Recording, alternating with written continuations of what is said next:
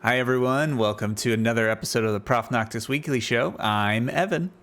And I'm Wade, aka Professor Noctis, and on today's show, we are really excited to be interviewing Matt from Momiji Studios, the developer of Video Game Fables. Video Game Fables was one of my favorite games from 2022, and we're really excited to not just talk about the development of the game, but also the developer behind the development of the game. So, without further ado, let's dive in. Hey, everybody, we are excited to welcome a guest to the show today. We have Matt from Momiji Studios, the creator of Video Game Fables. Video Game Fables was released in 2022, right? Yeah, okay. And it was one of my absolute favorite games when it came out. I was reviewing for the Pixels website, and it was absolutely one of the biggest surprises, most charming surprises of that year. And I am delighted that here on the 2-year anniversary of that game, we have Matt here with us. How you doing, Matt? I am doing good. I'm excited, very excited. As we were talking about before, I'm thrilled and honored. Matt, you and I have talked a lot on Twitter and social media over the last couple of years, but this is the first time that we've actually talked like face to face in voice. So this is wild. I gotta say I'm fangirling a little bit just because it's like I have like played your game and I loved your game, and like you're like the first dev that I've ever like talked to. So I'm honored that you said yes to this conversation. So thank you. Cool. Yeah, the fangirl is mutual. I'm a big fan of your channel. I'm obviously a very big Final Fantasy fan. I got I don't know if you saw this. I got this to prove it. Oh my gosh, that's awesome! Oh my gosh. So you might say I'm a little bit of a fan. So yeah. Oh my gosh. So for our audio listeners, he just showed a Vivi tattoo from Final Fantasy 9. That's Vivi, right? Or is it just generic black man? Okay, Vivi. Yeah. Casting fire for Raga or something. Oh man, that looks dope. On a full half sleeve. It looks awesome. Do you have is the whole sleeve done, or do you just it's just down to there. just, so it's, yeah. Okay, so far that's all I have. I am a Final Fantasy fan, so I'm a fan of your channel. So I'm also meeting a celebrity right now, so this is really cool. Oh my gosh. Well, the feeling is mutual, my friend. So since you brought it up, we've got some things that we're going to get into, but since your arm brought it up, how are we feeling about this idea of a Final Fantasy 9 remake? Are you into this idea, or is it like, no, oh boy, don't touch it? oh boy. I think about it every day, and I'm very excited. Yes, I think about it all the time, and it does not help that there are constant rumors and leaks about it, and they need to relax, because I'm trying to set my expectations down, not get like too excited invested in it. But every day there's a new one coming out, some leakers talking about it. I don't know. It just feels too good to be true. So I had to ask. I'm hopeful. I'm excited. I hope it's real. So it'd be awesome. All right, Evan, why don't you kick us off? Okay, Matt, thanks again for joining us, and we're going to get to the game and what it's like to be a dev, but we kind of need to know like where you came from. So our question to get us started is this: what was the first game that you can remember just kind of being captivated by? Like maybe when you were a little kid, but like what's one that you just got like totally lost in? Yeah, I've been playing games since I was about 3 years old. My parents told me I was playing Mario Brothers for NES. I'm that old. I don't necessarily remember playing that when I was 3 years old, obviously, but I remember playing it like later on in life, and it was just like such a familiar thing to me. Like the game was kind of ingrained into like my consciousness essentially, because I played it in my developmental years. I would say though, aside from that, one of the first games that I just really remember just like being this like presence was Mario Brothers 3. It was just such a magical game. Like there's just so much crazy stuff in there, and it was just, you imagine you're a kid in the 90s and your frontal lobe is developing and you're seeing like these crazy things, the raccoon suit and all this. Like it's just, the worlds are crazy, the big world. It's just, I feel like that's the first thing I really remember being like, oh, video games are kind of cool. I like this. You know what I mean? Yeah. And I would say the next two that come to mind were Final Fantasy and Dragon Warrior, which is Dragon Quest 1 for NES. My cousin, he was getting rid of some NES games. He gave me like a pile of like maybe 10 of them or something like that. and I really wanted to play Dragon Warrior and I really wanted to play Final Fantasy. And at first, my parents were like, "I don't know, those look kind of scary," because like if you look at the box, there's like a big dragon and Yeah. stuff. It's kind of spooky. Right. But they eventually let me play it, and I just like fell in love with RPGs at that point, and I started seeing like you can tell like a story through video games because Mario Brothers 3, it's like there's not too much there. Yeah. And granted, like Dragon Quest 1 and Dragon Quest 1 in particular doesn't have like a ton of story going on. It's more just like events happening around you essentially. But man, just playing like Final Fantasy and seeing like this crazy story and realizing, oh, you can like tell a story with these pixels on this CRT screen. Like you can like have emotions like come through the screen like that, like not through a movie or a cartoon or something like that. So I would say those are kind of like my start of like love for gaming essentially. Very young. I was probably like 5 when I played Final Fantasy. That's such a great list. Yeah, and for a 5-year-old, that's pretty challenging. Yeah, I mean maybe like 5, 6, 7, but around that time, Yeah. like I remember picking that up, and I definitely remember it. So you must have been a really good reader at that point to play those games. games. Yeah, I was a pretty good reader. Yeah. And it's funny because I actually distinctly remember as well playing Final Fantasy, and my other cousin was over, and he's a lot older than me. He's like 8 years older than me, and he had to show me about like buying equipment and stuff because I was wondering why I kept dying to those goblins outside. I was like, what is going on? Like, why am I so bad at this? And he was like, oh, you got to go buy equipment. I was like, what does that even mean? And it's weird to think about that now, like not understanding buying equipment RPG, but that's how young I was. I distinctly remember that. Oh, and yet I need an older brother for Baldur's Gate 3 in that same way. Like I feel like I'm just doing it wrongly. I could be that older brother. I would love You to play could, through like, again. Yeah. I play D&D too, so like I know the ropes a little bit too. After 30 hours, I feel like I'm hitting a groove. But my gosh, but when you're 5 years old, I mean these stories are so like incredible, right? And so you're watching these things and to see how the Final Fantasy series and the Dragon Warrior, Dragon Quest series has evolved. Could you have ever imagined that we would see some of the stories that we are currently seeing from those text-based sort of things? What has been your experience with these two franchises over the years? Have you stuck with them, fallen off? Yeah, Dragon Quest, I pretty much kind of fell off for years and years and years. Like I never even knew like Dragon Quest. Like I think it was 2, 3, and 4 were on NES. Is that correct? I didn't really know they existed. Yeah, I think they're 4. Yeah. I don't think it was actually until Dragon Quest 8 until I started playing again. That is the one that got most people back, to be honest. Yeah. It was kind of the big one. So that's when I kind of got back into it. I'm still not like a huge fan as much as like Final Fantasy. It's not as much like my vibe, I guess. I really like 9. I would love to see a 9 remake with full multiplayer because I didn't have cool friends growing up, and I never got to play Dragon Quest 9 multiplayer on DS, and I was very sad about that. Yeah, same there, big same.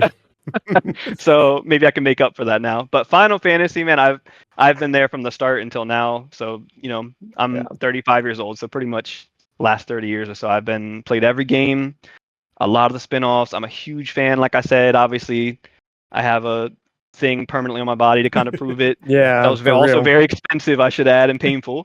It was worth it. I don't know. It's great. just Kingdom Hearts is another big one for me. I'm a huge Kingdom Hearts fan. Well, so I got I got Keyblade. Yeah, I guess multiple Keyblades. Okay. Yeah. Not that you have to have a tattoo to be a fan of a game. I shouldn't say that, but I think so. It definitely adds to the fandom, though. I mean, for real. Skin in the game, no pun intended. Yeah. But yeah, so I've been a Final Fantasy fan the whole time. I've seen its ups and downs and severe downs, and I know you and me, Wade. We could argue about Final Fantasy 15. I think that's like that's where we part ways. That's where we're enemies. That's where it's not, because Final Fantasy 15 is like my bottom 2 Final Fantasies, and it's like you're obviously it's one of my top. I mean, but it's also rooted in a very specific moment in time for me, and so that's what I think's interesting about a lot of these games. A critically acclaimed game is only as good as the experience that somebody has with it, right? And a bad game is only as bad as the experience somebody has with it. And for me, 15 one of the best experiences of my life, but there was a lot going on outside of the game. Now, I always say it's probably a 6 or 7 out of 10 objectively, but for me, it's a 10 out of 10. Yeah, which is a big thing people have lost nowadays. Yeah. It's like not understanding that a game can be Yeah. 7 out of 10 and it still could be your favorite game. It still could be a masterpiece to you, you know. But those of us that grew up in the NES, SNES eras, I mean, we were forced to play bad games. We would rent bad Yeah. games or buy bad games, get bad games for holidays and stuff, and Mhm. we're stuck with them for a few months, right? I It was mean, it was a gamble. what's the worst game that you loved when you were growing up? Oh man, I I liked a lot of bad games. I'm trying to Yeah, pick one in particular. I liked Bayou Okay. Billy. Oh my You god, me remember too. I Bayou Billy? love Bayou Billy. Yeah, it has amazing music. That I love first Bayou little Billy. theme is great. Yeah. One that comes to mind, and I wouldn't say I liked it, but I obsessed over it was Mhm. Hide for NES. That game is hot garbage, and I Hide. like yes, and Okay. there was a period where I just wanted to beat it so bad. I never did. I hated it as the whole time I was doing it. I hated it. I was like, this is miserable, but I have to do this, and I never did it. But so a lot of times I'll like play games, like especially when I was younger, I would play a game and I would just be like, I want to finish this and see it through. Not necessarily that I'm enjoying it. Yeah. But yeah, so I can't think I'm trying to think of like more Oh my particulars. I'll let gosh, you know if I think of one, but I just Googled this and I remember this game. mhm, That was terrifically bad, but I do yeah. have some good memories of this game. Hmm. It was like Dragon Warrior, but not. Like Yeah. almost like a I don't know. It wasn't like a I don't know, a B-lister sort of thing, but it didn't have the polish, right? But I Yeah, remember that's a yeah. and it had that one song that played no matter where you were for the entire Indeed. game, and it was like a 6 second loop. It's It bad. yeah. Mm. We have really developed since then, haven't we? Yeah. I mean, there was that element of, and I think we're so experienced at some, but you do kind of hate play some games because you were committed Yeah. to them Yeah. back then. And I remember my brother and I would get so mad trying to beat these games, and we would be yelling and mad, and my mom would say, "Are are you having fun?" You having And fun, we're like, kid? "Yes, yes, mother, we're having fun." She goes, "It doesn't seem like it," and then she would say the Yep. dreaded lines, "Why don't you take a break?" And my Oh brother, my god, did we have the same mom? No. Mom, relax. I want to suffer. Let me suffer in peace. yes, That's it. that's Oh exactly my it. And we were god. just like, "No." And she was It right. She she was was. right. And now her voice lives on in the Nintendo systems where they tell us to take a Oh break my every now gosh. and then. Yeah. Nintendo can go away with all that. Yeah. I moved out. I moved out of my parents' house. I'm not trying to have that again. Exactly. Honey, are you sure you're having fun? My poor brother. Yeah. Just suffering playing these games, like trying to play Lion King, like and beat that game. Oh, Lion King on Super My Nintendo was god. Why would you do Won't that? even get that's a game that I uh, hate, but I love. Yeah. the ostrich part. I'm Oh assuming we gosh. all remember that. Yeah, I can't wait to be king. Oh, The that one's bad. hitboxes were something else on that game. They really Dude, that were. game They is a really lie. were. The whole thing is a lie. But I think it do you think that growing up in the time that you did gave you a different appreciation for games and like a certain patience for certain mechanics compared to Yeah, modern games? Mm.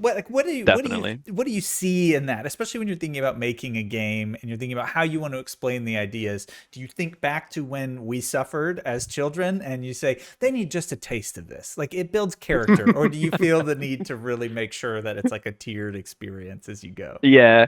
I think, well, okay, for video game fables in particular, it's obviously has so many tropes from older RPGs, particularly Mm. like Dragon Warrior, like Final Fantasy, Mario RPG, like a lot of those things in there. So one of my goals going into that was like, I want to make this with the humor of like, example would be like making fun of RPG tropes that are really annoying and things that Mhm. happen in a game, but not make fun of them and then make you also do them. Because that's something frustrating for me with like parody games when they're Yeah. like, hey, remember this thing that's really annoying? What if we made you do that? So for me, I might not succeed all the time, but anytime I wanted to do that, it was like, hey, remember this thing that's annoying? We're not going to do that, and we're just going to make fun of it. So that's one thing I did focus on. So like I kind of tie into that. Yeah, yeah. And that comes out so Yes. many times throughout that game. As somebody that almost, I mean, I have a degree in JRPGs, it feels like. I and maybe actually, but I appreciated all of those nods and the way that you subverted those expectations in that game. It's like, this is a JRPG, but it's not just another JRPG, and that to me was like the winning formula. You could have done that for 16 more hours, and I was like, yes, let's just keep on going. So it was so good. Where did you Thank get you. the inspiration for the game in the first place? Because for those who haven't seen it or played it, it's hilarious and it's really well laid out, and I have a lot of questions about it. But specifically, it's kind of an RPG that blends a bunch of styles, and it's got a really fun kind of 2D, 3D graphic style where like the characters are flat like a Paper Mario type game, but then they exist in this 3D space at times with this really creative kind of turn-based combat. So you kind of take like all these little pieces of games and things that you really liked, and it sounds like you took the things that you didn't like and wanted to at least acknowledge that they existed, like almost like a collective trauma that like you used to build trust with everybody while you kind of write the game. Yeah, yeah. Where did the inspiration for the game itself come from? I mean, basically what we just said, just playing these old terrible RPGs growing up, and also playing good RPGs growing up, and I just want to make something that was like really funny, first of all, because I'm kind of a clown, and so like I wanted to make something funny. I wanted to make something that took things about RPGs that I didn't like and fix them. That was one thing going into it. So like, for example, I have a theory about turn-based games for people. I think most people think they don't like turn-based RPGs, but there's just things that we hold on to in them that make them not fun. And I'm not saying there's some people who would never like a turn-based RPG no matter what. That's not what I'm saying necessarily. Like, there's some people are just, they're never gonna like it, and that's okay. But I think a lot of people think they don't because they've played bad ones, and there's a lot of things that we need to fix. And the number one thing I think, in my opinion, is speed and pacing of it. Because I think if you're sitting around watching the same animations over and over again, you're playing Final Fantasy IX, summoning Arc for a 2-minute and 30-second cutscene, like that kind of stuff, So that was one of my things going into it too. Like, any animations had to be fast. Like, I never like set a number for it, but I made sure any like spell animations were under a certain amount. I would like, if it felt like it would drag out a little bit, seeing for like the 30th time when I'm testing it, I would just make it faster. So I made sure like animations were fast. I made sure you were rewarded for taking turns quickly, but not punished if you didn't, with the timer system. So yeah, that's things like that. For example, I just wanted to fix things about turn-based RPGs and try to make something that fixed all those issues, in my opinion. So yeah, I think I did a lot of things for that. Like, a lot of the things, if you think about it now, you might see some things are like, oh, that was probably a workaround for something that someone might not like about turn-based RPGs. It comes out right from the beginning because I tolerate turn-based RPGs. I don't love them. I have played plenty. I've seen them all the way through, but it's not my favorite style. And I really loved two specific things that you did that I thought were really creative. The timer system, and that character has a name, and I don't remember it. What's that? Rico. Rico. Named after a friend of mine. Yeah, yeah. Okay, there you go. He's a sassy. Oh no, wait. Rico is the save clock. The timer, I don't remember his name. I'm fake. I'm a fake dev. I do not remember his name. There's a lot of characters. There's a lot of characters. We'll dub it in post where it's like yeah.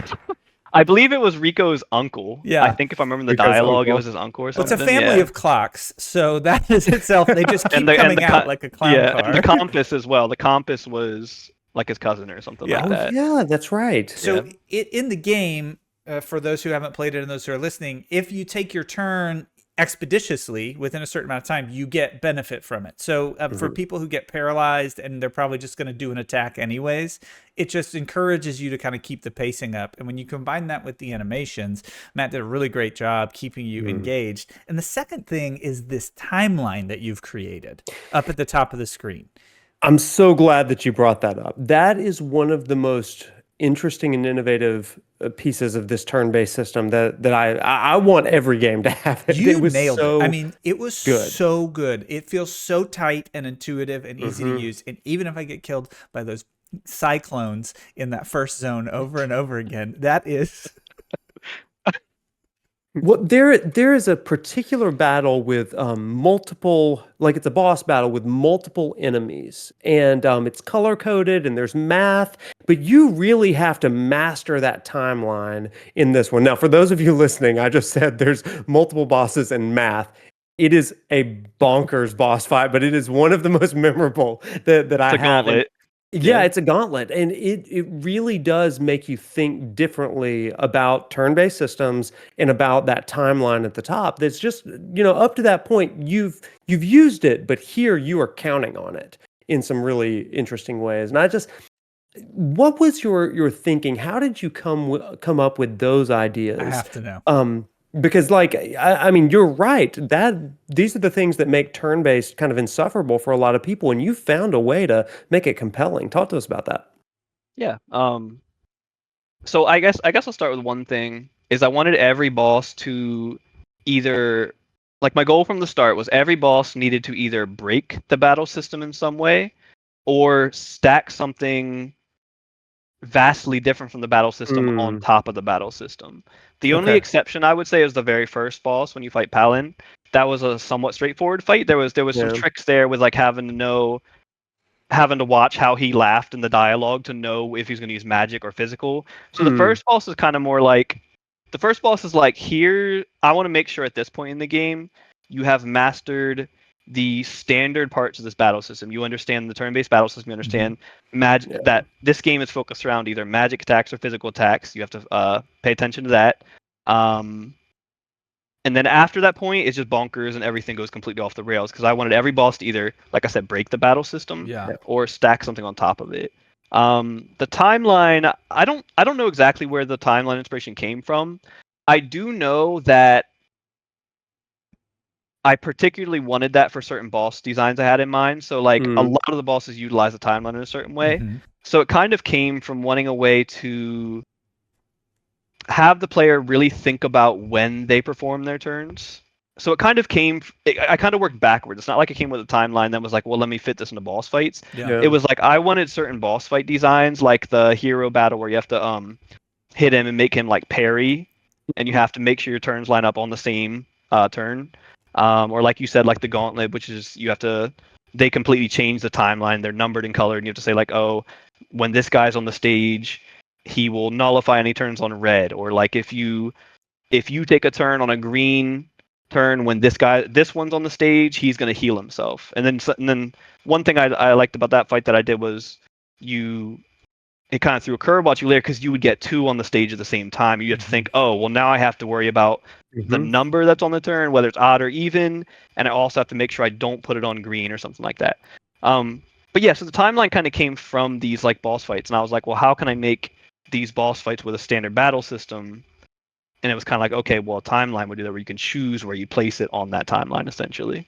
I remember playing that boss battle, and for the first time in 20 some odd years of playing RPGs and turn-based systems and all this stuff, I had this notion that turn-based battle is kind of like a puzzle game that you're trying to figure out. And this was just a perfect hybrid of that. I felt in some ways I was playing like something as complex as Tetris, and yet it was still like I just had to figure it out and overcome this thing. It's like Sudoku and turn-based. It's really fun. Yeah. Really, really fun. Yeah, not to like spoil a lot, but for people listening, some of the other boss fights there's one where you have one thing I want to do as well, and this happened with a couple boss fights, was combining real-time elements with the turn-based, kind of throwing that curveball. So like the one was in the garbage dungeon, which I'll just call it. Yeah, you're actually controlling. I remember that one well. You're controlling a third-person shooter up on a cliff behind your battle, and you're switching between that and the turn-based battle system, and the stuff happening in real time is actually affecting the turn-based battle system. And that fight in particular, that's something I wanted to do, and it seemed like kind of like an impossible thing in my head because I was just like, what if I could have real-time elements affecting a turn-based battle system? So that one was like a big challenge for me. Um, What's so interesting about that battle in particular is that you have it's clear that you have so many inspirations. This Yeah. game has platforming elements, this game has action elements, puzzle elements, this incredible riff on turn-based, and you've somehow brought it all together. I mean, we've talked a little bit about Mario 3, we've talked about Final Fantasy and Dragon Warrior, Dragon Quest, but you clearly have a varied interest in video games. Would you say that's accurate? Like, do you like a lot of different styles of games? yeah, definitely. I mean, I have genres I don't really care for usually, like racing games or like sports games, but unless I've And got like yet, Mario in it. you still had like a racer in this game, right? I mean, I guess it was like a Mario Kart riff a little bit, Yeah. but you know, just a nod to some of the most popular genres that are out there. I thought that was so fun and so cool in there. I'm really curious about some of your creative process and kind of your workflow for how you take all of that and get it into a game. So, Yeah. as far as your process goes, where you find like inspiration and when you get an idea, for a lot of people who like listen and engage with this channel, like are creatives and creators and they like to think creatively. And so I think really speaking to different people about how they capture those moments where they feel inspired to do something, you have taken a lot of those and then somehow also put them into a game together. Can you talk us a little bit through what that looks like for you? Where's your inspiration come from? How do you stay disciplined enough to actually create something and not just have a bunch of random ideas? Because is that Brisket? Yes, that is Brisket. For those of you He who are wants to listening, talk so Brisket, the bad. dog, just jumped up to say hi, and Brisket is very, very cute. Very cute. 10 out of 10, dog. Do you want me to rephrase the question since Brisket put an exclamation point on it? Oh no, you're good. I guess. Yeah. So I guess I don't know what you call it. My process is almost like a passive process. Hmm. I kind of just like let things come to me, and my brain works like a million miles a minute. And I'm not saying that like I'm super intelligent. I'm saying like I have bad anxiety. Do you know what I mean? It's like so Sure. my brain is like always running, right? Hmm. So like I will get like a vague idea just pop in my head, sometimes even like a dream or something like that. Like I'll just have some like weird, sometimes like a very like the real time thing, like what if there was a real time Yeah. affecting a turn-based battle system? So I'll get like a Hmm. vague thought, and then I kind of grab a hold of that thought and say, okay, what could this mean? How could you expand this? How could this actually look in a real material way? Hmm. So yeah, like it's almost more of a passive thing. Like I don't really necessarily a lot of times sit down and like with a pen and paper and say, well, now think of 3 ideas. Like some people do it differently, but for me, it's more like I take just weird things that come to me and try to like manifest them into something, and then I'll start writing out and saying like, well, how could this actually work in a real game, or like, does this make any sense, or is there any way to do this? Yeah. You're almost asking, is this possible? And then challenging Yeah, yourself to make it possible. yeah. That's really Or I'll cool. just get yeah, and even stuff for like more like the writing side, like there's a lot of jokes and it's a goofy game, so sometimes I'll get just like some dumb thought in my head, and I'm like, or I'll just like in the middle of the night, I'll like have some weird thought, and I'll just be like, that's kind of funny. You know what? Let me take these dogs out real quick. Sorry, Yeah, all they're, good. they're being got it. wild. Come on. Sorry about that. They're Oh, you're so all good. sweet. Yeah. So I in, love in terms them. of like writing and like the humor and stuff, like one example I can think of is the Accelerate monster. It's Mm-hmm. like a piece of celery with a chunk bitten out of it, and it just has like a haste ability that makes it move fast. And it has running shoes on. It's like hopping back and forth, like something dumb like that. Literally, just one day, that just popped in my head, like, oh, Accelerate, and I was like, that's kind of funny. And then I was like, let me write that down. Good. Yeah, so a lot of it's more just like dumb stuff that happens in my head, and I'm like, let me make this into something. Do you have an origin story for pumpkin spice? This is one of the most memorable bosses and areas that I can remember in a game. And I just like, how did you come up with this idea? Oh man, I don't know, honestly. Like Okay. I didn't know it's if it just was kind of like you happened, I were at a guess. Starbucks or I don't know. I I mean, I'm trying to think if there was like something in particular. I think it was more just that idea just kind of manifested, honestly. Mhm. Um, yeah, I can't really think of a particular reason that came out, but I do know her like personality at least Mhm. kind of came from the idea of like someone who didn't want to be there and is just showing up for the job as a boss. Okay.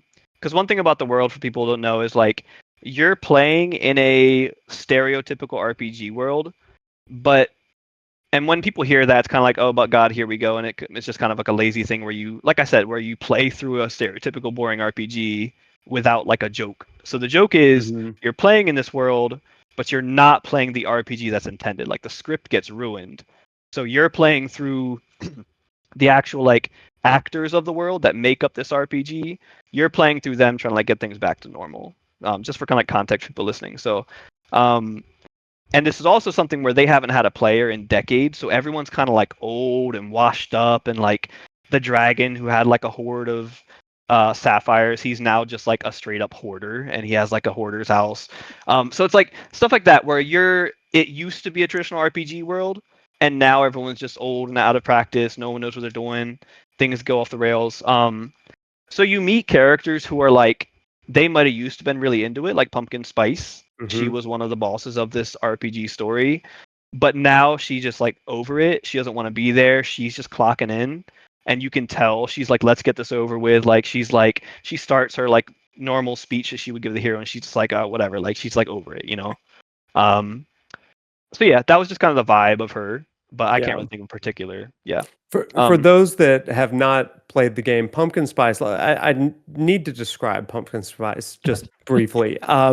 Pumpkin spice has a pumpkin head, wears flannel, and I think that there is like a coffee somewhere in there, but I can't remember that. But it is just this full blown autumn, like what is it, fall girl autumn or something like that. Whatever the trend is, this boss manifests that, and it is perfectly captured perfectly. But this also goes to so much of what this game does. Like it does take these JRPG tropes, even what you just said. The script has kind of been like subverted. What an interesting take on the trope of defying fate in JRPGs. I don't know if that was intentional or not, but like that was one of the first things that I thought, and maybe it's because I had been living in the world of Final Fantasy VII Remake, where defying destiny is like the whole thing. It's all he But talks about. Defying it's all I destiny, talk about defying all the time. destiny. And Hey, what do you video want for here, lunch? video He's there. like, I don't want lunch. I want to defy destiny. I have to defy lunch.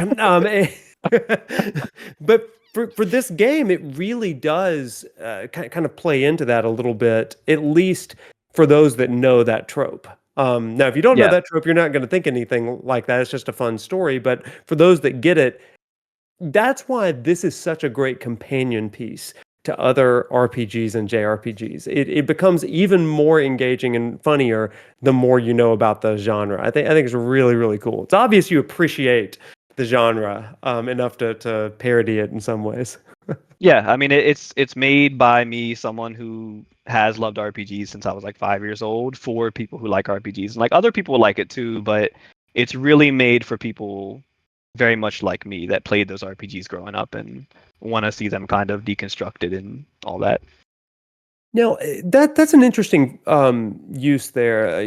To say that those RPG tropes, deconstructing them and then reconstructing them into today's kind of sensibilities and stuff, and that kind of begs the question, like, how have your interests changed, evolved, adapted over time? Like, I think all of us could say that we're not the same gamers we were at 7 years old. Hmm. And certainly as different games and technology have come out, what are things that you've noticed about yourself as a gamer that's played into that development side of things? Yeah. You mean like in particular, like what things have changed Yeah, over well, your time? interests. What's changed in your interest level as a gamer? What do you find that you're interested in now? Yeah. I think what's interesting is that I'm I'm interested in the same things that I used to like. Um, but I'm also interested in seeing how those things evolve, and I'm not afraid of like things changing really. Mm, And a lot of people like things to stay the same, but for me, it's interesting to see. Like, I'm very open to, for example, playing RPGs, which I've always loved, and seeing how they can evolve and grow. And like something like Final Fantasy VII Remake, where they took the ATV battle system and, in my opinion, made it what the evolution of that system should be going forward. Like that's like a big evolution of RPGs, in my opinion. So something like that. I guess Final Fantasy VII Remake is a very good example of all of this because that's a game I loved growing up. And I'm very open to the remakes. A lot of people don't like any little differences in there. And like, I was watching, I watched your video about like the whispers and stuff. Yeah. But yeah, it's just like, I don't know. I welcome seeing things like evolve in games and genres and stuff. I welcome that, and I love to see that, and I love to see experiments. And even if it's like an experiment that ends up horribly wrong, it's like still useful. It's still useful to see like, oh, maybe we shouldn't do that anymore, or maybe that was the wrong direction. I think that's important. As long as people are trying to evolve things and keeping things in there that are important or like a core to it. Like I don't know. I don't know if it really answered your question. That was a little bit of a ramble. No, I like the theory, though. I mean, I think this idea of testing and exploring and experimenting as a way that we iterate and then invent new processes is, I think, a big thing that we like to talk about. We try and always get to the idea behind things with the show and the conversations that we have. We want to talk about funny things and we want to observe what's happened, but whenever we can catch on to the like core idea underpinning everything, that's how we kind of know we're in our sweet spot. And so you talking about this idea of experimentation, risk taking, those kinds of things is exactly what we like to talk about. What do you think it looks like to take those kinds of risks as like a developer? Because you tried, I think, 30 discrete different things that I can think of in your game. So like, are there things that you've played recently that you go, wow, that was a risk and it absolutely worked out? Yeah. I think one that was kind of a risk would be, and one of my favorite games I played last year was Balatro. I love I'm that not sure. game. Have you guys played it? I love that game. Yeah. And I think that was kind of a risk. And one thing I remember the developer, Local Thunk, I'm not sure of their real name, mentioned was they didn't want to they wanted to avoid doing like HP bars. Yeah. Or having HP. Because I think they were saying like they could have made a traditional roguelike and just made it so like, yeah, you're playing poker, but you're using poker to like damage an enemy. Yeah. And I think he was saying something about like, he wanted to make it just poker, but a roguelike. Obviously, it's not just poker. Like, it's crazy poker. But I think that's a good example, a very recent example, because that was a risk. Like, just making something that's very different and something new and something that was like might not get much traction. Like, someone hears, oh, it's a poker game. Like, I guess an example is me. I don't like poker. I don't really like card games like that. I also don't like deck building games necessarily. So this is like, everyone was talking about how good it was, and I was like, okay, but this is like everything I don't like. Right, yeah. But I was like, maybe there's something to it. Like maybe it has to be like hyped up for a reason. So I was just like, I waited for it to go on sale. I was like, whatever, I'll just buy it. And then I've put like 110 hours in that game now. Wow, you know what I mean? Yeah. So it's like, I don't know. I think just sticking to what you know is a risk in it, or not sticking to what you know, sticking to what you really want to do and not basing it on like what you think is going to sell in itself is like the biggest risk you can take. Yeah. And I think it also has the most reward, even if it doesn't like sell well. I think it's still rewarding. You're not really gambling on if you're going to be satisfied with what you made or not. You're gambling on sales numbers. You're gambling on revenue. Yeah. But yeah, I think just yeah. Something like that is generally a risk. Well, you just illustrated the like tension of art and business side of video games that is fairly unique to this medium. Is that it is art in itself, but it also has a really high overhead, and producing a video game takes a lot of time and energy. And so I wonder, as you think about the indie scene and kind of where it's headed and the opportunities that you have to publish different kind of creative gameplay loops without having to have the like full production budget for some of these things, where do you see things headed for the next 5 to 10 years in this kind of indie scene? Yeah. I will say the indie scene is kind of in a good and bad place at the moment. The bad place for it is just simple, just oversaturation. And I've talked about it a few times on Twitter and stuff. it's kind of a nightmare, honestly. And it's not that like it's not that I don't want there to be less people making games. I don't want less indie games, but we also have to look at the reality of it. And I don't know what the solution is. And like I said, I don't want the solution to be people not making games. I don't want that to be the solution. I don't know if there is a solution, but when you are working on a game, visibility is just almost impossible.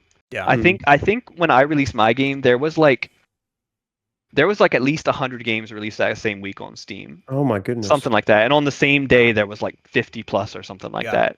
And I think the last time I checked on Steam, there's like this is a few years ago too. There was like over 13,000 games released every year on Steam or something like that. Mm. So it's just right now, I don't know where things are gonna go. I think the advantage the indie scene has is that people do look for stuff that's different. Mm-hmm. I think with AAA, people look for things that are more the same. For the most part, like that's what sells. It seems like it's things that are the same. Whereas in indie games, it's things that are different that sell. And that's not always true. Like a lot of times, there's derivative stuff that does sell well. But I don't know. I don't know where it's gonna go. It's kind of scary. As a developer, it's very scary because you can work for 3-4 years on a game, and literally no one might ever see it because you just rolled a bad dice and you released on the same week as some other games on Steam or something like that. Um, How do I don't you know. It's find how do you mitigate that as Yeah. far as finding games that you wouldn't ordinarily find, right? In the sea of 13,000 Yeah. releases on Steam in a year, how do you go about finding it, knowing much more about like the algorithm and how to deep dive into the Steam library? Do you have any tips for us and our listeners? Yeah. I guess for me, it's mostly if there's like content creators that I like, I usually learn about games from them. Mm, Um, I think every once in a while, like honestly, a lot of my games I see are from like the directs and stuff like that. Like there's Mm-hmm. so many of them now. We got like, yeah. Wholesome Direct, the Summer Games Fest, like there's all these there's kind of like more direct based than like convention and stuff now. Mm, Um, I don't know. For me, I find games through those mostly. Like I'll just watch like a presentation and sometimes just skim through it or whatever and say, "Oh, this looks cool. This looks cool." A lot of times it's word of mouth. Um, I think what is important though is having people, whether they're content creators or friends or whatever, that like similar vibes as you. mm, So if they're suggesting something to you that they know they're not just recommending it to you for like a selfish reason. Like they're not like marketing the game. They're not getting right. anything out of it. It's people that you like the same things as you. Like for you, like if you're talking about like some game that you like or something, I'm probably gonna like it too because we like a lot of the same Mm-hmm. stuff. Unless it's Except Final Fantasy 15, 15. But right? yes, yes. You guys are like the end of Fast and the Furious, where it's like you're parting off We the just go. exits with 15. I just picture both of you in that dumb car. I mean, cool car, Wade. Cool when car, you come on. drive and part ways. It's ridiculous. Yeah, that's Like, fair. That's fair. I think that's an interesting concept, though, because based on your relationships with other people on social media, content creation, and stuff, it really is an interesting ecosystem, and we've never seen anything like this before. Um, and like you said, it's good and bad for the indie developer because 20 years ago, how could you market your game? Right? Mhm. There was no social media, content creation and influencers weren't really a thing. So there is an opportunity from personal relationship, and I think finding those content creators that vibe with the same things that you vibe with, for all of us and all of our listeners, find the people that like the things that you like, and then take their recommendations. I mean, it's the equivalent of going to Blockbuster when I was a 8-year-old and finding a game, and being like, "Hey, that looks cool. Mhm. Let me go home." Or somebody on the playground suggested this. Let me try it for the weekend. So I kind of like that idea. I like that idea. Nothing beats the Atari box advertisement when you'd play games. That was the biggest lie when I was a kid because I would like be at my friend's house. They would have like an old Atari, and I'd pick up the box, and I was like, "Oh my gosh, Uh this huh. is gonna be yeah, this That is And sounds gonna be yikes. the coolest game." And you like plug it in, and you're like, and it's "Em, em, em." Or Like, it just doesn't even work. it just There's Atari games that literally do not work. which is It's amazing. We've come a long way. You really did have to use your imagination, which is wild. All right, everybody, it's that time in the show where we're going to do our mini game stretch break. We're going to take a little bit of time. So listener, viewer, wherever you are, whatever you're doing, take a minute and stretch, give yourself a break, take care of your body and your soul. And we are joined this episode by our good friend, Matt. Matt, say hey to the people. Hello, people. You're going to get to hear an interview with him pretty soon. He is the developer of video Game Fables. The interview is great. We're going to have a great time, and you're going to get the opportunity to get to know him when we hit our question from the bingo wheel of vulnerability. But before we do, we've got some theme music. Hit it, Wade.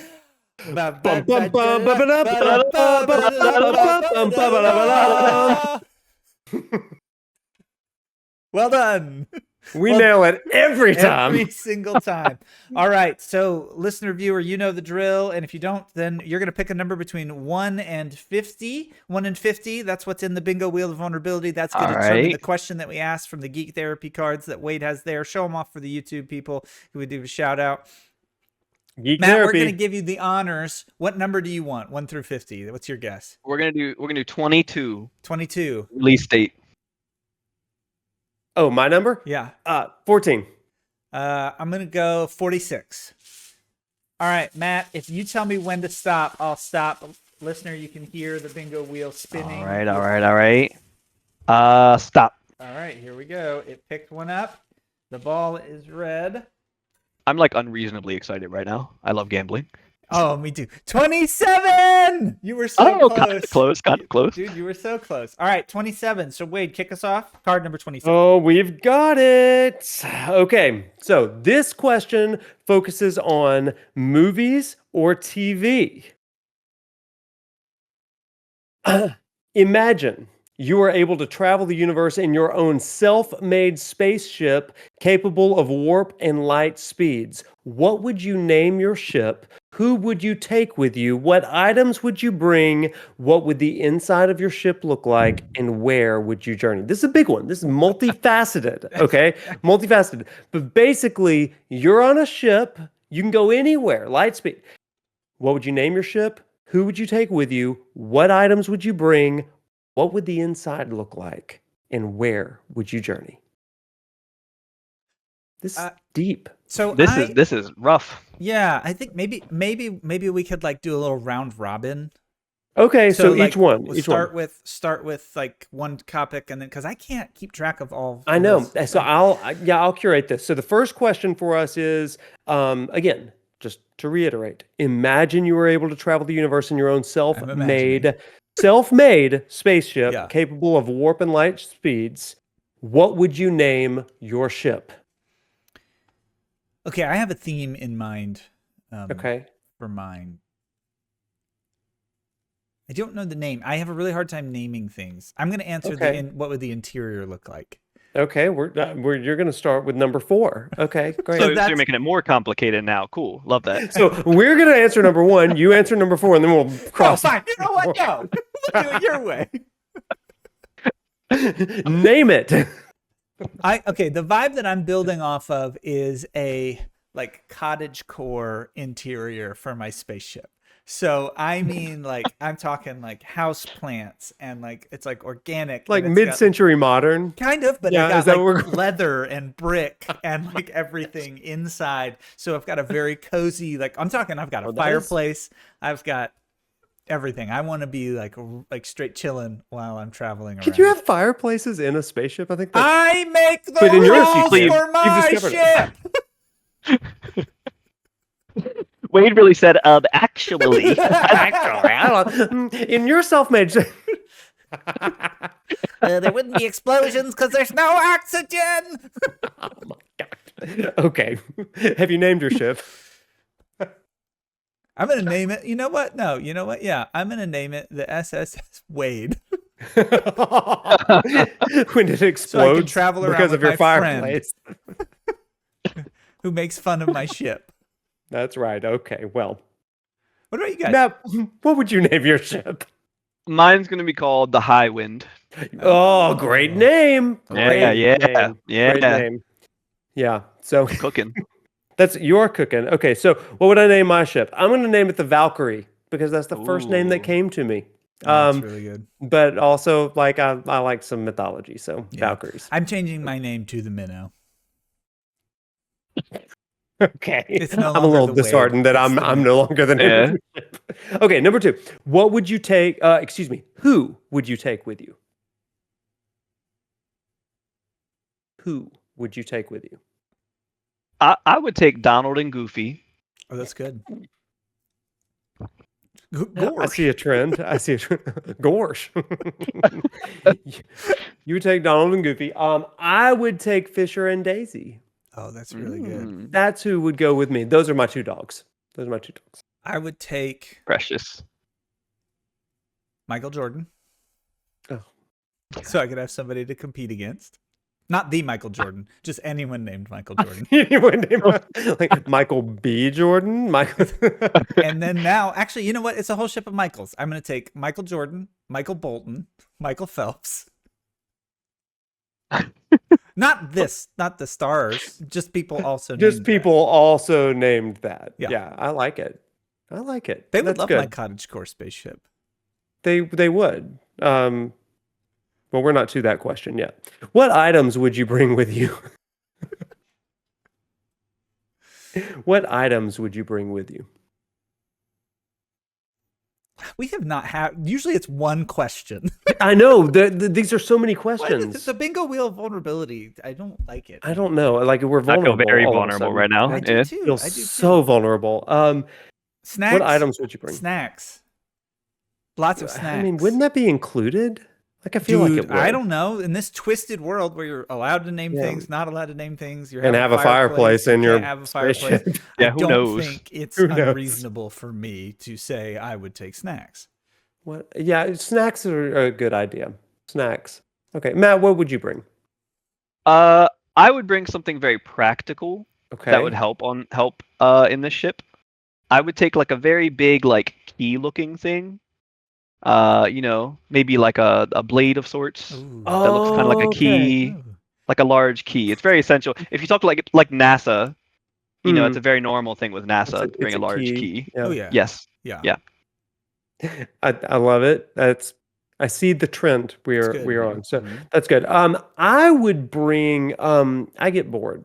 So I would probably bring honestly, if I could have Wi-Fi and bring like a PlayStation Portal, I think I'd be set. Because I could access Final Fantasy 14. I could like The latency in light and warp speed. listen. The latency when we landed on the moon was curiously spot on compared to Wi-Fi of today. So Oh, okay. All right. I get it. That's fine. yeah, If I'm I just can have a saying. fireplace, you can have a PS Portal. Fine. I can have Wi-Fi. Thank you. right. I'm bringing Wi-Fi and a PS Portal. But Just a bottle of Wi-Fi. you're Just a bottle of Wi-Fi. You're gonna starve. We'll have to team up. You can come over and have snacks. Oh, thanks. Oh, I'll just that's cute. come over and dock and then leave. Great. I don't have. Okay. I don't have a hatch. I don't have a way. Okay, to this is your moment, Evan. Are you ready? What would the inside of your ship look like? Question number 4. We're ready. Oh, I don't know. Ah! Come on, cottage core. House plants. Lots of plants. Lots of plants. Yeah. Yeah. Okay, Matt, what would be inside? What would the interior look like? It would look very blocky, like as if it and very gummy, Mm-hmm. which is also another normal thing for spapeships. Totally normal. Yeah. Yeah, It also it would just takes look care like of snacks. That's true. Yeah. So yeah, it's just blocky and gummy, kind of. The general vibe. Amazing. I love that. The inside of mine, I've been watching a lot of Fixer Upper lately, a lot, and I think that Chip and Joe just recently renovated a castle, and I think that I would definitely go for a castle aesthetic inside. If we're allowing fireplaces, then it might as well just also have a castle. The casual nature with which you said Just Chip like- and Joe, like they're just- just your friends. Chip and Joe, Yeah, that Well, it's funny because I have two mechanics named Tip and Dale for my ship. Oh, So. that's so true. Yeah, so it's I got Pretty so cool excited. coincidence. Now I see what this is. Chip and Dale. Did you know that Silo Fest is on my birthday this year? That's Chip and Joe's festival. Okay, Anyway. I'm so glad you explained what it was. All Yeah, I can think about is just, I always do this joke. I think it's from a YouTube video with my wife whenever we talk about Goofy, because they did the scene where somebody did Goofy as the lines from The Notebook. And he's like, oh, I wrote you every day. And it just kills me. Okay, final question. Where would you journey?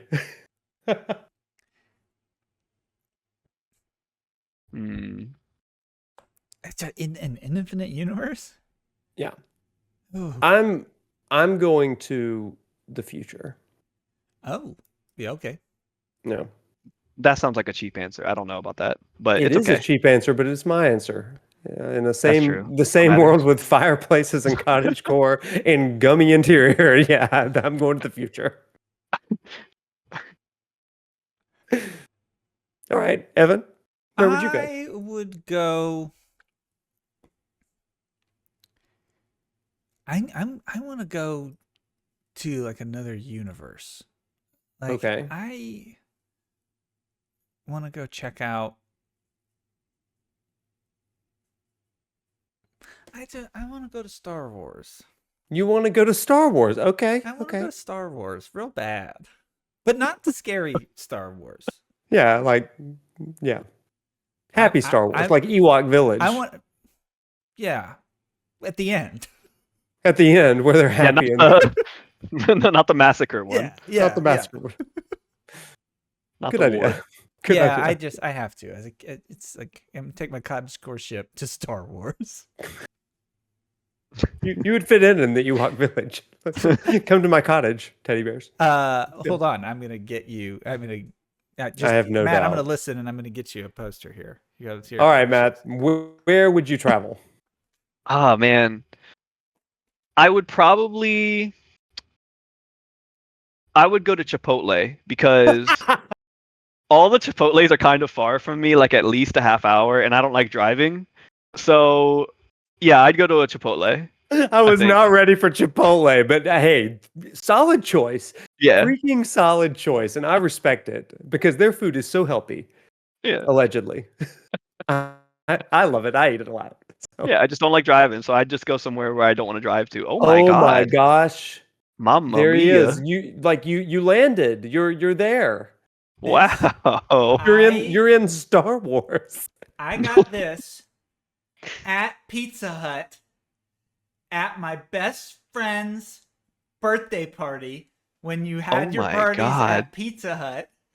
And it was when they released, for the listener, I'm holding up a Return of the Jedi poster with Wicket the Ewok on it.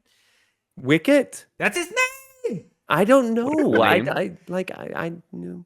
I'm holding it. And so he and I had this poster, and we were in 6th grade, and I said to him, when we're roommates in college, we can put this up on the wall in our dorm room. And that was what we always joked about. And then guess what? We were roommates in college, and we had this poster up. That is so cool. That's awesome. I was afraid it was going to take some kind of like disappointing turn where it was like, we never spoke again. But no, I'm glad that things worked out. No, I love having. Anyway, so yes, this is my Ewok poster. So anyway, that's so cool. Thanks for joining us, Matt. This was the strangest and longest stretch break we have done. That was so stressful. I am stressed out. I don't want to do any more like multi-tiered questions. Well, listen, blame Geek Therapy, not me. Like I would never. They're blameless and they're perfect. Fine, blame me.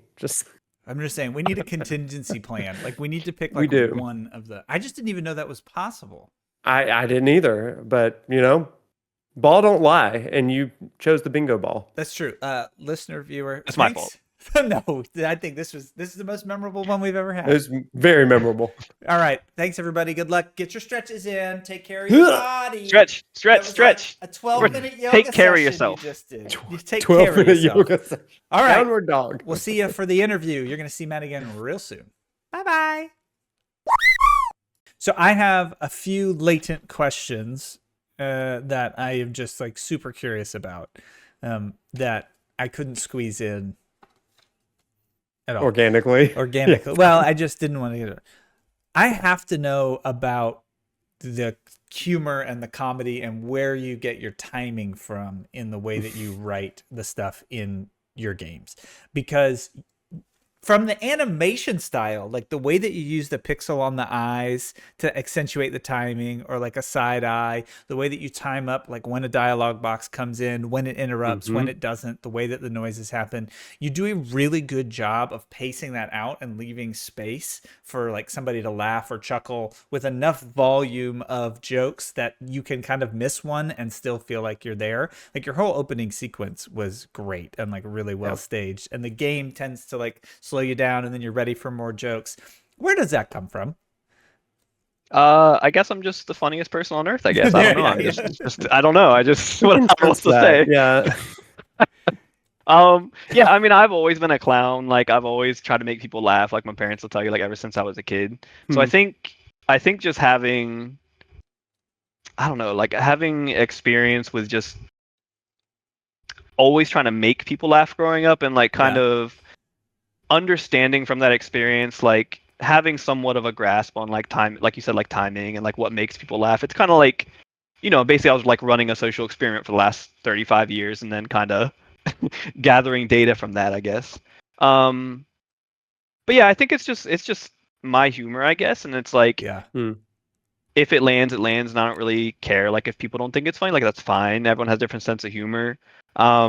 And I would take pieces from myself or like people I knew. Like for me, I'm basically Aru. Like I'm very impatient, and like just in general, I'm an impatient person, and I can pretend to be patient, like if I have to, like I can do that. But on the inside, I'm dying.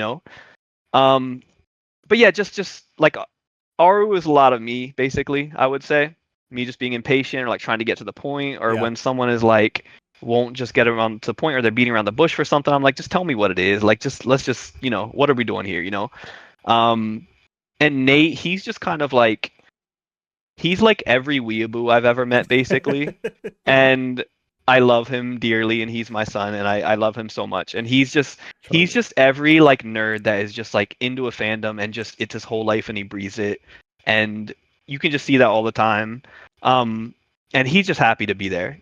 He's a fan of these stories. He's a fan of the princesses and the past RPG cycles, and he has like memorabilia from them and stuff, like his little helmet and stuff. Yeah. He's been saving that his whole time. And fun fact about him, I made sure that his default face was always a smile, because he's always just happy to be involved no matter what's going on. Like he'll like put it down to a straight mouth for like if something's going wild or something, but it's always back to a smile. And even in combat, if you notice, he always has a smile. Yeah. When everyone else has a flat demeanor. There's one part where he frowns, which is a my fun dog is fact. barking. Oh yeah. Let's just do a turn. dog podcast after this. Let's just But yeah, there is one time where he frowns in particular, and that is in the second to last boss fight. And it's actually very meaningful. I guess I don't want to spoil it too much. But yeah, it's the last boss fight when you finish that last dungeon. And there's a part where he starts frowning in the fight, and I like to do like storytelling through like gameplay. Somewhat of a sidetrack. I don't remember who it was. I'm sorry, I can't credit. There was some video or something I was watching, or some article talking about storytelling through gameplay. And they used Final Fantasy IV as an example. And they would talk about stuff like, an example was how Rydia couldn't cast fire, even though that was a Black Mage standard. And then you realize, oh, that's because her mom died from fire when Cecil and Kain brought that like bomb ring or whatever. And then like she has to cast it to melt that icicle, and then she has it in her stuff. So like stuff like that was really cool. So that sidebar aside, there's a part where things are kind of falling apart in this last boss fight, and what's going on in the background is, I'm trying to say so without spoiling too much. Basically, the person you're fighting is kind of like breaking down more and more throughout the fight, and you can see when it gets near the end of the fight, and that boss is kind of like broken down to their like breaking point, Nate starts to frown during the fight. And I don't know if you noticed that. I don't know if anyone noticed that really, but to me that was a very like touching moment, because it's like he's kind of realizing that this has been just like a big fun adventure for him, but he's kind of realizing that like these are real people, and it's not just some fun adventure, and there's someone that's been very hurt by these cycles. There we go, breaking the cycle, breaking fate. There we go. There we go. It is. Yeah, and that was a cool moment for me. It was a subtle thing. I don't know if anyone noticed. That's fine, but I'm telling everyone now. So yeah. Well, I recall seeing his demeanor change in that fight, and I was not. I don't think. I'm glad that you just explained that, because it really does give some gravity to that fight. That's one of the things that surprised me about this game. As humorous as it is, beginning to end, there are these poignant moments of sobering emotion. I think especially of the dock and the sunset scene. I was like, am I getting choked up over this? Like this is wild. But these characters, especially hearing you say that each one of them to some degree is a different conveying of a piece of your personality, which I think a lot of developers would say that about their characters. But that's such a really cool moment. In my mind, that sunset scene, is just peak in this game, especially after everything that you've been through. So anyway, go play the game. We're not spoiling it on purpose. Go play the game. That's what we're yelling out here. Okay, so we have, I think, 2 more questions I have, and then we can. I've got like 1 or 2 others, so go for it. We're talking for another hour then. No, we're good. We're good. They're quick. I think, okay, I'll boil mine down to 1. I have 1, and one of them should be combined. The what's next for you? What do you want to share? That should be one that we have the same. So let's align our purposes there. And then I'm on the bottom screen on Discord. Are you above me on your screen? Yeah. Are you up top on your screen? Me, I'm in the middle. It's like side by side here. I don't. Touch my pink. Which side am I on? Oh, no, wrong side. Sorry, complicated. I need them fresh. All right. So my question is, you mentioned that there's a lot of your personality that goes into the inspiration and the kind of discipline and work ethic to get something like this made. You talk about how your brain is always going, and you said that was kind of a factor of anxiety that you've experienced. And it sounds like you've really been able to channel that into something creative and productive and meaningful and lasting in this game that you've written, which is incredible. My question is, what advice from your experience would you give to somebody who experiences something similar and is looking for that outlet and method to kind of channel and be able to really express themselves, even with all they're going through? Yeah. I would say just try something, just do something and make something. I don't care if it's art, I don't care if it's music, I don't care if it's a YouTube video or a game. And like with game development in particular, this is a question I get all the time, and I get from students and stuff like that. I used to teach game development at university, by the way. I guess I should mention that. Nice. But That's cool. Yeah, it's a very common question. So I always tell people, and this sounds like such a cop-out answer, and it's just to make something. Like if you're getting into game development and you've got all these plans for like all these huge games you want to make, just literally take one single game mechanic, like just a small mechanic you like from a game, make something in like 3 to 6 months and just put something out on like Itch or Steam or something. Like make something, just do something basically. That's my biggest advice. And it sounds kind of corny and a cop out, but I'm so serious about that. Like people get so caught up with game development, like how can I make my first game be a huge breakout hit, Yeah. And instead of doing that, they don't have to make like this huge game. They don't have the skills to even make a game to start with. How are they going to learn how to do all the marketing that's involved or all the complex, crazy stuff you have to make a game? So I always tell people, make a game from start to finish. It doesn't matter how bad it is. Doesn't matter how bad it looks. It doesn't matter if it's not. It just make something. That's it. I love that. I don't know how else to say it really. So as somebody who experiences that kind of intimidating decision paralysis when it comes to ideas and just making something, what thing would you say, try this to get started? Like if you because some people, I think we just daydream, right? Like you just kind of daydream and think about all the things you could do, and then boom, it's nighttime again and you're like, crap, I didn't do anything. Like what advice would you give to somebody to just start moving? Yeah. I'm the worst person to ask about this because I have the same problem. You're the best person to ask then. Yeah. So for Video Game Fables, I had that idea, and I had made other small games before that. I had Lucid Awakening 1 and 2. That's an RPG I have on Steam. I had like some mobile game. Like I'd made little stuff before, but I was like, I had that idea, and I was like, I like this idea. I'm gonna make this game, and I'm just gonna do it, and I'm just not gonna give up on it. And it took me way longer than it should. It was way more stressful than it had to have been. It didn't end up getting as much revenue as I wish it did. But I finished that game, and I'm so happy I did. Mm. And for me, it was just like telling myself I'm gonna finish this game, and I just tell myself like that, like we just have to finish this game. Like I have to do this.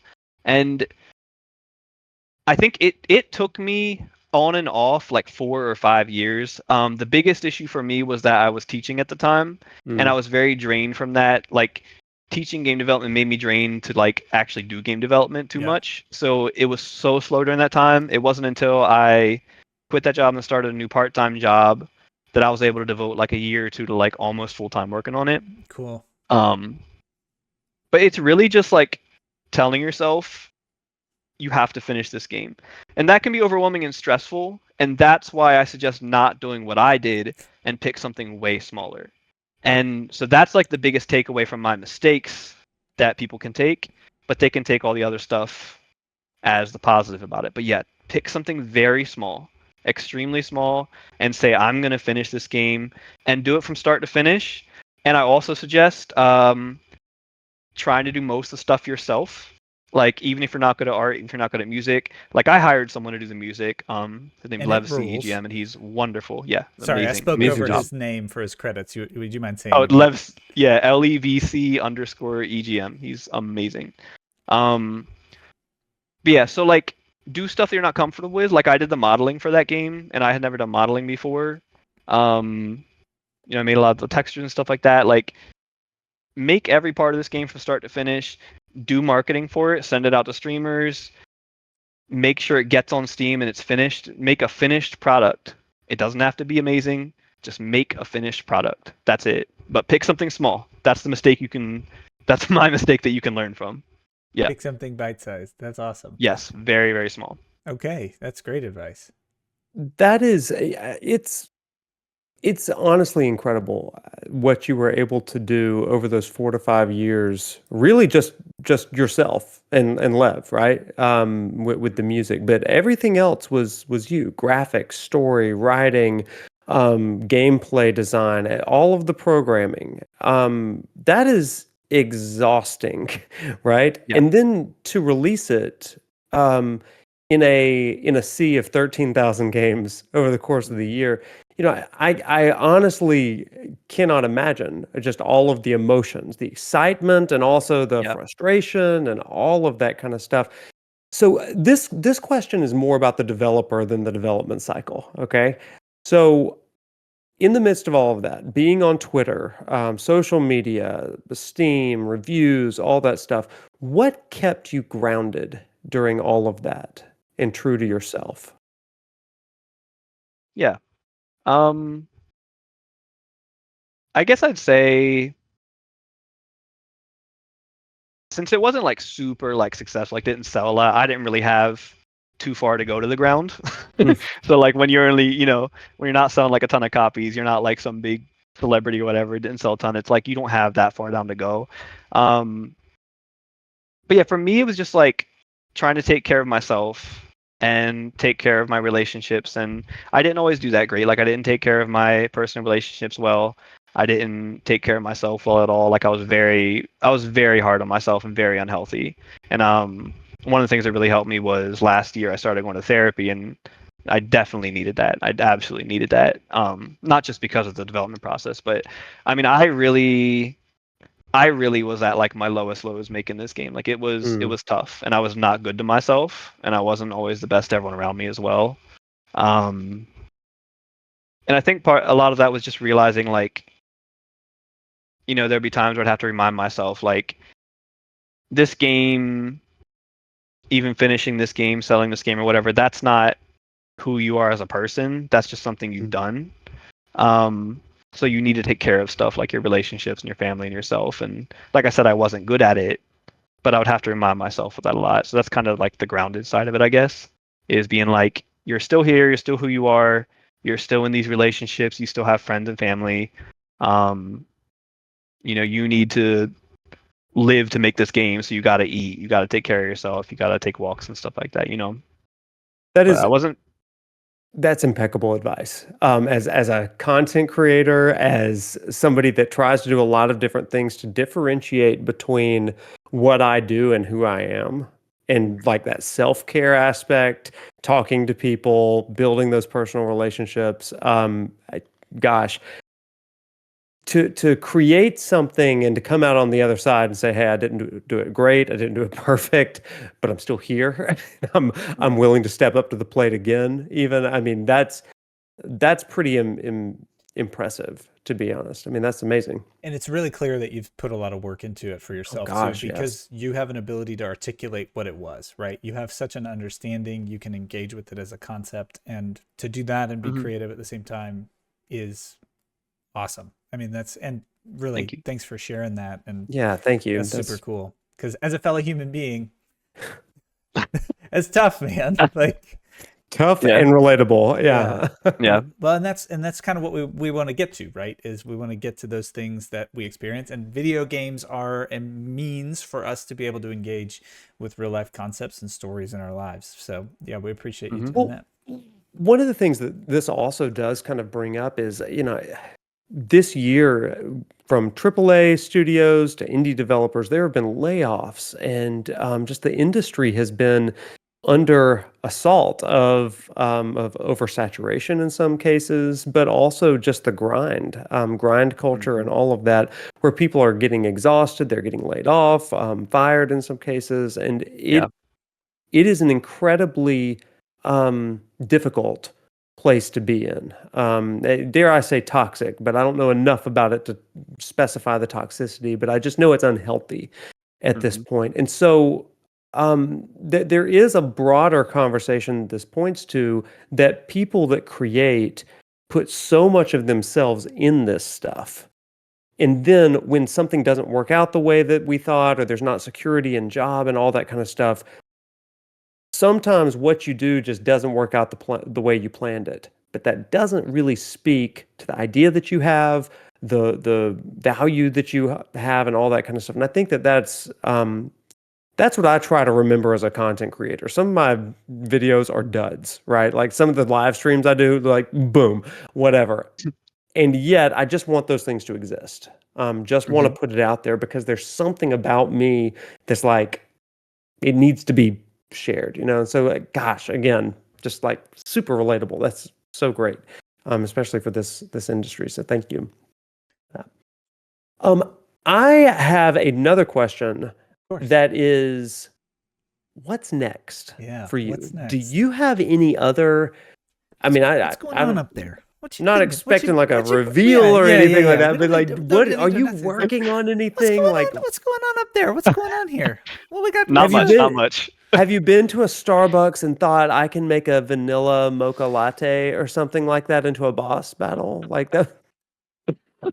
Um, yeah, so I guess I should explain like what I'm doing now and everything, Yeah. briefly. But so I have a full-time job now. When I Okay. was working on this game, I was working part-time with my brother, and that was great. Like I appreciate him so much because he was so flexible, me and so great to me, and I could work on my game and like kind of work my own hours with him. But we were gonna buy a house, and I was like, I can't do this on because I was very poor. I should say that too. While I was working on this game, I was very, very poor, and I did not make money off it either. Like I made not much at all. Hmm. So I was struggling, and I was like, we were gonna buy a house, and I was like, after this game, I can't rely on like a game. That's one thing I'll tell people too. Never, ever, ever rely on a game's potential sales for your Mm. income. Most people should never quit their full-time job unless you've got like a trust fund on you. Make sure you have the income to survive. And I know it's hard, like maybe you can only work on it like one day a week or something, but you gotta live, you gotta survive. Um, but yeah, so I ended up getting a full-time job. I'm very, very happy with. I got it last October. It was actually the first interview. I applied for a ton of game dev jobs. It was the first interview I got. It was the only interview I got, and I got the job. So I was like, Let's go. I don't know if I dodged a bullet. I don't know. I don't ask questions. I'm like, okay, whatever. I'm happy. Yes, You're happy. let's go. Don't ask questions. Yeah. So Yeah. I'm actually very, very happy. It's the best job I've ever had. I love the people I work with. It's a very good environment. I'll say I work a lot with a lot of Gen Z people, and I can never work for older people again because like they're all so chill, and it's like they believe in if you have happy employees, happy and healthy employees, they're gonna do good work, you know. But so yeah, so I work a full-time job now, so I'm not developing as much as I would necessarily. I was working on a Dokapon Kingdom style game. I don't know if you ever saw it when I was posting I about it like a saw year a or two ago. tease Yeah. about it. Yeah. Yeah, and Dokapon Kingdom, for those who don't know, it's like a mix of like Mario Party and Monopoly and RPGs. It's Yeah. wild. And I love playing that game with my friends, and there's like nothing else like it. So like this is an untapped market. Yeah. Mhm. And my twist on my version of it, it was procedurally generated. The board was procedurally generated each time. Because in the original, it was just the same map every time, right? Yeah. So that was like the big twist on it. And it's actually like code-wise, it's like very far in development. I would just need to eventually get like all the art assets and everything like that, and touch up a lot of code and design. So it's I would say like 20% done or something. Oh. It's not very close. I kind of put that on the side though when I started this job, and since I don't have like a ton of energy to like work a lot, I've been working on like some other side projects. Like I have like 3 prototypes going on at the same time right now, Yeah. just because it's like, and this is not good advice. Do not do what I do, but focus on one thing. Don't listen. Don't listen to my listen to my words. Yeah, follow my words, not my actions. But Do like what for I say, me, not what I do. That's what my yes. mom always said. But so for me, if I get stuck on a game or I get like anxious and get anxiety about thinking like, because what I do is I think like a million steps ahead, and I'll be like, oh, let me just make this one character that moves, and I'll be like, well, what if X, Y, and Z, and then I'm suddenly like 5 years from now, and I'm thinking like, well, what would the YouTuber say about this? Like, it's too much. But basically, I have like 3 different prototypes going at the same time because for me, if I get like stuck or anxious on one project, I can just go to the next thing and it feels kind of like fresh to me. Yeah. And it feels like I'm rejuvenated a little bit. The one I'm working on, I was trying to make something just small because like I was trying to take my own advice and just try to make something small and get it out. Good luck. Just so I can release another game and feel like I'm still a developer, you know. One was like a mix of like Stardew Valley and Vampire Survivors. Yeah. Which is something kind of unique and Did you ever play Vampire Survivors, Wade? I did. Okay, good. yeah, At your I've played the request. hell out of Vampire Survivors. I have played that way too much. But yeah, so for me it was Good like one. that came from a random idea in my head. I was like, I don't know how it happened. Basically, I was like, those 2 games have the same gameplay loop, but people don't realize it, and that is the just one more gameplay loop. And I was like, okay, well, could that work together? And I was like, I think it could, right? Because like Vampire Survivors is like you finish a run, but you kind of want to do the next run because you want to use the stuff you just got or unlocked or something, right? And Stardew Valley is the exact same thing. It's like you plant your seeds, you do whatever, and then one thing Stardew Valley did really, really well to keep people playing, they made you save when you go to sleep and wake up the next day, so you're tempted to play that next day. I don't know if people discuss that, but to me that's like genius to Oh, get that's people to keep playing. interesting. Yeah, so because it's like you wake up and you're like, well, what if I just do one more day and I just go check my crops, you know? Yeah. But then you go to sleep to save, and it's like, well, I could do one You more, could you do one know? more. Yeah. What a great Yeah. trick. Yeah. So yeah, like my idea was that you would do like the Stardew Valley stuff, and like I had like a spin on it, so it didn't just feel like it's not even farming; it's like something else. Yeah. But basically, you would like plant your crops, and to get money from them, you wouldn't just sell them; you would like process them through like a Vampire Survivors thing, and you would get Oh, like money cool. from that. So you would have like it's almost like the Vampire Survivors is like the mine on Stardew Valley Uh-huh. in a Yeah. sense. Yeah. So it's like the stuff you get from the Vampire Survivors part of the game would feed the Stardew Valley side of the game. Like that would be like the Okay. currency and stuff used on that.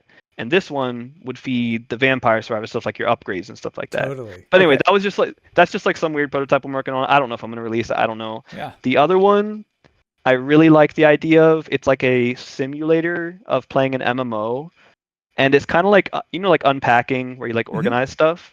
It's basically the vibe I had in my head was like, and I have like a pretty good prototype for it now too. The vibe I had in my head is like your older brother is playing an MMO and you're too scared to go fight. So what he does for you is he goes out on adventures and he comes back and just dumps his inventory on you.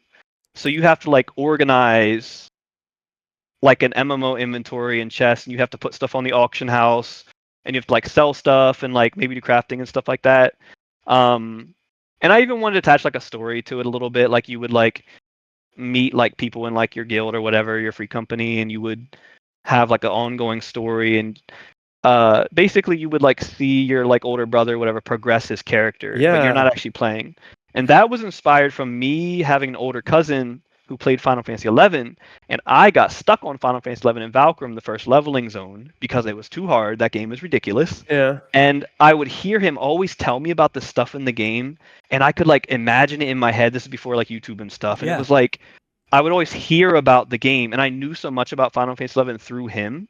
So my idea is like you never actually go outside the town and play the MMO, but you're like experiencing it like through your brother, and he's like bringing back your stuff, and you're like trying to help him get the right equipment to go out, and you're like you basically send him out kind of like an idle game in a sense. Yeah. But yeah, that's like one thing I'm working on now, and I really like the idea. I would like It's to a make banger more idea. features. Keep That's- working on Yeah. it. Please keep Yeah. working on that. That it's like a game about Tataru. You're playing as Tataru in 14 and sending your warrior. I love that. Yeah. So, and I think it's some pretty unique. I think it hasn't been done before. I think it would resonate with some No. people. That's You want us awesome. to just bleep out that whole thing when you're explaining the concept? It's just like, I'm really thinking about playing a beep, beep. I don't know. If someone wants to copy it, whatever. I don't know. It would Whatever. make it But way more dramatic of a segment. You really would. that's true. That's true. That's true. No, those are really great ideas. Well, do you find that talking about, now I'm asking more questions. Do you find that like talking about them and having to discuss them kind of feeds into your inspiration because you get a little bit of feedback on them? Because like I'm super collaborative. Yeah. So I have to do everything with Wade or else I'll never do anything. Exactly. Yeah. Yeah, and I mean, like I ask my friends sometimes, like they know all the secrets I work on and stuff, because I'll like ask them, and I'll be like, hey, what do you think about this? And like they were people I talked to a lot about my Dokapon game as well, like because they're the ones I played with, and I was like, cool. what do we not like about this game? Like, what do we hate about this game? It needs to be changed. Like, what do we like about it? So a lot of like the design came from like talking to them and getting their input. That is awesome. It's great to have those people. I just want to say to you, you have good instincts. Like you Thank you. clearly have like your finger on the pulse of what people could play. I mean, both of those concepts excited both of us.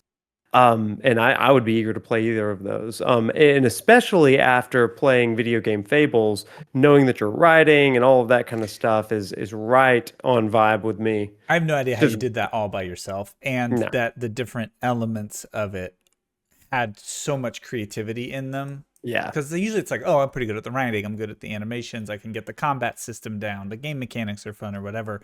But to do that and like kind of just honestly get to show off your like multidisciplinary skill set, Seriously, it's really cool, man. It's really impressive. You have got to Thank keep making stuff because you've got a brain for it in a really neat way. It's been really fun to get to talk to you. Okay, so before we sign off, we need to make sure that you get to pub all your stuff. So how can people get to know about what you're up to? What do you want them to do? What do you want to pay attention to? Anybody you want to shout out? Yeah, I'd say like the first thing would be go buy Video Game Fables. Support me. It's on Steam. It's pretty cheap. I did a price drop, a permanent price drop. It's like $14 full price, but I do sales all the time. Like I'll probably be doing an anniversary sale, so it's all just wait for a sale if you don't want to buy it. It's a cheap game. It's like 13 hours long. I think we need more short games instead of drawn out games that take forever and have a lot of filler. Please. So it's something fun, something lighthearted. Go buy that. I'm pretty active on Twitter or X, if we're gonna really call it Who that. knows what it'll be called by the time this releases? We never know. We'll follow me on Flooble. Heard it here first. Yeah, Momiji Studios. That's my handle. But yeah, that's pretty much it. I don't do a lot of other social media and stuff like that. That's about it, honestly. Yeah, so everybody, seriously, go check out Video Game Fables. There's a demo for it too, right? On Yeah, Steam? yeah, I think there is, yeah. yeah. So play it, worth every penny. Like I said, one of the most charming, memorable gaming experiences that I had in 2022, and just a delight to get to talk to you today. So thank you again for being here, Matt. Thank you so Yeah, much. thank you so much. This is really cool. Glad to meet my celebrity YouTubers and stuff like that. It's cool. Celebrity, always in the quotes there. But seriously, thank you so Yeah. much. Before we go to one quick question, just a rapid fire sort of thing. For your, we try to ask people in your required reading list for a video game, what would be your required reading list video game pick? Do I have to pick one, or You can can I pick- dodge the question and be a little shady? You can pick a Be a couple. little shady if you want. Yeah, that's Okay. okay. Because we're building a syllabus here. Required reading from Yeah, all our guests. yeah. We are. What do you need to play? Okay, so my cop-out answer is I think everyone should play something from every genre, even if you think you hate that genre. Dang, And I think okay. and I think also finding something that like talk to people you know that would know your likes and stuff. Because like for me, I said I don't really like racing games, Yeah. but I love Mario Kart. So Okay. it's like find someone that'll say, "Hey, I know you don't like racing games, but try Mario Kart." And even if you play a game and you end up hating it, that's fine. Then you know for sure. But you never know like what kind of genres you're gonna like and don't Oh, like. that's good. Keep an open mind for sure. My other cop out answer is the Zelda series because I was thinking about this and I was like, I think playing through a lot of the Zelda games and seeing how it progresses is really cool for just seeing how the game industry works and seeing the Yeah. evolution of games because Zelda's one of those things where it's pretty much the same from start to finish. Like you play Zelda 1 up through like, Tears of the Kingdom or whatever. Mhm. And like the elements are still the same, but you're seeing it with like higher graphical fidelity. You're seeing from 2D to 3D. You're seeing like this process of how games have evolved over time. So I guess I can say Zelda, and that's technically one thing. So I'm kind of cheating, but All I was of Zelda. yeah, I was trying to think of like what would represent that the most because I think that's important to see like the Yeah. evolution of things and to see different types of games. good. My very personal bias answer is Kingdom Hearts because it's my favorite game. So Okay. I don't want to say it's a good answer because I think a lot of people won't like it. But if I had to pick a bias thing, yeah, It's your if you required could reading list. select- It's not ours. Yeah, that's exactly right. If you could select one Kingdom Hearts for people to play, which would it be? that is hard because it's a continuing series. But I guess yeah, Kingdom Hearts 2 Final Mix is the best one. that's the for one. sure. Okay. Yeah. Noted. That's what a lot of people say, but I'm personally a Kingdom Hearts 3 fan. I love it most out of the well, I've only played the 3 numbered ones, the mainline ones, not the fractions and the other things. The fractions. So I I don't know what that one is. It's like Yeah. 352 over 4 days or something. Yeah, I don't know. it's a mess. That is great. Well, good. We'll good. get that on the required reading list. And as our first guest, you now have claimed Zelda and Kingdom Hearts. So if anybody gives that answer, Cool. we'll Yeah. say, Yikes. you Already gotta go. said. You kicked us off on a good All good of Zelda and all of Kingdom Hearts. Don't come back and talk to me till you've played all of Zelda's. all of Kingdom Zeldas. Hearts. I'm sorry, I set the worst precedent for that question. I've ruined the rest of the series. I am so sorry. Have you played Wand of Gamelon? Go and do it and then come back. Yeah, and you have to play that Crypt of the Necro Dancer spin-off Zelda too. Don't Yeah. come back. Yes. Which that game was awesome. I don't know if you... Of course. I have not played it. I have not done the required reading. Okay, I've all not right, played all right. Dancer Zelda yet. So Well, Matt, get to Phoenix, Brisket, brisket. Yes. the dogs. Yes. Thanks so much. Thank you guys.